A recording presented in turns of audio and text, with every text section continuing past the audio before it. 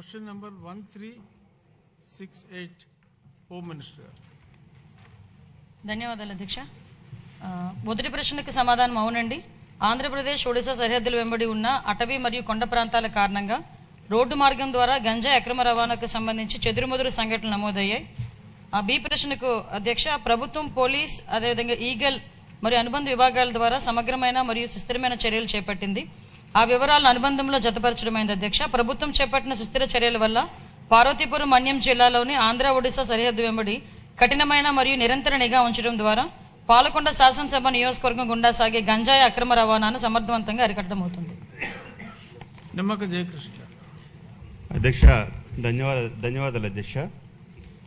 అధ్యక్ష, 2019-24 సమయంలో ఆనాటి జగన్మోహన్ రెడ్డి సమయంలో, ముఖ్యమంత్రి గారి సమయంలో, ఈరోజు ఆంధ్రప్రదేశ్ రాష్ట్రంలో గంజాయి సాగుకి అలాగే విస్తీర్ణం కూడా చాలా ఎక్కువగా ఉండేది అధ్యక్ష. అయితే మన కూటమి ప్రభుత్వం వచ్చాక గంజాయి పూర్తిగా ఆంధ్రప్రదేశ్ రాష్ట్రంలో కానీ పూర్తిగా నిర్మూలించబడింది అధ్యక్ష. అయితే మా పాలకొండ నియోజకవర్గం బోర్డర్ అధ్యక్ష, అంటే ఒరిస్సాకి బోర్డర్ అధ్యక్ష, ఈ నియోజకవర్గాల్లో ఎక్కువగా, అంటే ఒరిస్సా బోర్డర్ నుంచి ఎక్కువగా ఈ గంజాయి సాగు ఎక్కువగా రవాణాకి ఎక్కువగా అవకాశం ఉంది అధ్యక్ష. అంటే గౌరవ హోంమంత్రి గారికి నేను అడుగుతుందండి అధ్యక్ష, ఏమైనా ఇంకా పటిష్టమైన చర్యలు, ఈ పటిష్టమైన చర్యల వల్ల గంజాయి రవాణా అనేది పూర్తిగా, అంటే పటిష్టమైన చర్యలు పెంచడం వల్ల గంజాయి రవాణా పూర్తిగా అరికట్టవచ్చు అధ్యక్ష. అటువంటి చర్యలు ఏమైనా ఇంకా పూర్తి స్థాయిలో గట్టి భద్రత ఏర్పాటు చేసి పూర్తి స్థాయిలో నిఘాను పెంచి ఈ అక్రమ గంజాయి రవాణా ఇంకా పూర్తి స్థాయిలో అడ్డుకోవాలని గౌరవ హోంమంత్రి గారికి అడుగుతున్నాను అధ్యక్ష. మంత్రి గారు. అధ్యక్ష, గౌరవ సభ్యులు చెప్పిన ప్రకారం అధ్యక్ష, యాక్చువల్గా మనకి 2019 తర్వాత గంజా సాగు ఇంచుమించుగా ఎలా అయిపోయిందంటే గాంజా ఆంధ్రప్రదేశ్గా మన సంగతి మనందరికీ తెలుసు. తర్వాత మనకి ఎన్డీఏ గవర్నమెంట్ వచ్చిన తర్వాత ఇమీడియట్గా దాన్ని ఈగల్ మనం స్థాపించుకొని ఈగల్ ద్వారా మ్యాక్సిమం గంజా సాగునైతే అధ్యక్ష నేను చాలా హ్యాపీగా చెప్పగలను, గర్వంగా కూడా చెప్పగలను. ఈరోజు ఆంధ్రప్రదేశ్లో గంజా సాగు అనేది జీరో కల్టివేషన్ అధ్యక్ష.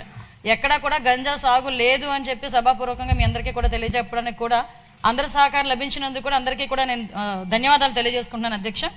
ముఖ్యంగా ఇప్పుడు మనకి ఉన్న ప్రాబ్లం కాస్త ఏఓబి ప్రాంతాలు, అంటే ఒరిస్సా నుంచి వచ్చేటప్పుడు కానీ కొంత ట్రాన్స్పోర్టేషన్ అయితే మన ఆంధ్రప్రదేశ్ గుండా సాగుతుంది. ఇప్పుడు ఎక్కడైతే దానికి సంబంధించి ఇంతకుముందు చెక్ పోస్టులు అయితే ఏర్పాటు చేశారు, కానీ చెక్ పోస్టులని కూడా ఎక్కడ కూడా నిఘా పెట్టి కానీ కొంచెం దాన్ని బాగా ఎక్కువగా ఎఫెక్టివ్గా పనిచేసేటట్టుగా ఎక్కడ కూడా పెట్టుకోవాలి. ఆల్రెడీ మన ఎన్డీఏ గవర్నమెంట్ వచ్చిన తర్వాత అధ్యక్ష చూసుకుంటే 1-2 చోట్ల మాత్రమే చెక్ పోస్టులు ఏర్పడే పరిస్థితి. కానీ మనం ఏం చేసామంటే ఇప్పుడు ఇంటర్ స్టేట్ చెక్ పోస్టుల కింద సుమారుగా 5 జిల్లాల్లోని కూడా దగ్గర 35కు పైగా చెక్ పోస్టులు పెట్టుకున్నాం అధ్యక్ష. ఆ చెక్ పోస్టుల దగ్గర కూడా ఎస్పెషల్లీ ఇప్పుడు మనకి పాలకొండ కాన్స్టిట్యుయెన్సీకి సంబంధించి రాయగడ, గునుపూర్ దగ్గరలో ఉంటుంది అధ్యక్ష. అక్కడ బత్తిలి అని ఒక చెక్ పోస్ట్ కూడా ఏర్పాటు చేసుకోవడం జరిగింది.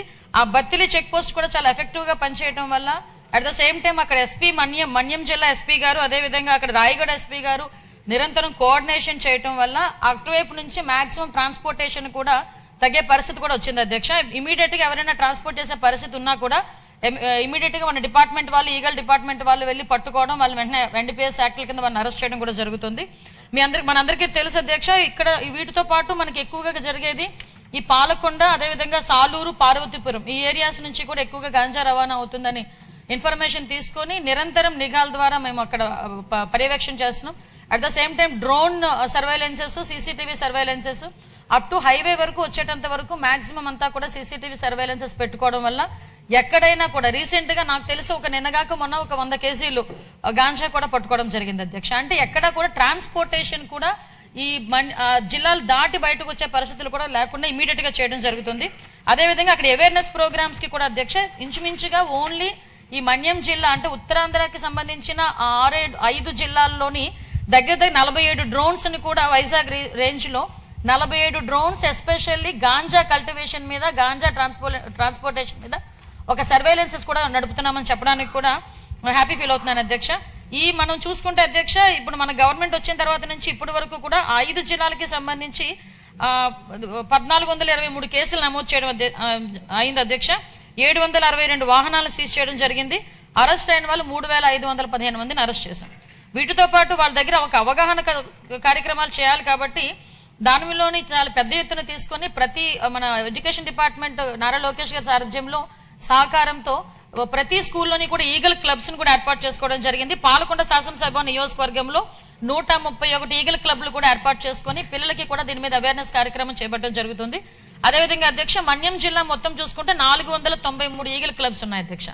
వీటితో పాటు అధ్యక్ష ఎప్పుడూ కూడా కంటిన్యూస్ గా వాళ్ళకి మానిటర్ చేయాలి అన్న ఉద్దేశంతో అదేవిధంగా ఈ వాళ్ళు అవేర్నెస్ క్రియేట్ చేయడానికి మా విశాఖపట్నం రేంజ్ డిఐజీ గోపీనాథ్ జెట్టి గారు కూడా ఒక కార్యక్రమం తీసుకున్నారు. పాయక్రోపేట టు ఇచ్చాపురం అభ్యుదయం అని చెప్పి ఒక సైకిల్ యాత్ర కంటిన్యూస్ గా సైకిల్ యాత్ర చేస్తూ ప్రతి గ్రామాన్ని కూడా టచ్ చేసుకుని అవేర్నెస్ ప్రోగ్రామ్ తీసుకుని వెళ్లారు అధ్యక్ష. ముగింపు కూడా మన ఇచ్చాపురం శాసనసభ్యులు అశోక్ గారి ఆధ్వర్యంలో చాలా మంచిగా జరిగింది. ఒక పక్క అవగాహన కార్యక్రమాలు, ఒక పక్క సర్వైలెన్సెస్ రెండు కూడా కోఆర్డినేట్ చేసుకుంటూ అవే కాకుండా ఇంటర్ స్టేట్ కోఆర్డినేషన్ తో కూడా మనం ముందుకెళ్తూ ఈ ట్రాన్స్పోర్టేషన్ అనేది అరికట్టడానికి కూడా మేము కృషి చేస్తున్నాం. దానికి కూడా అందరినీ కూడా సహకరించాల్సిందిగా కోరుకుంటున్నాం.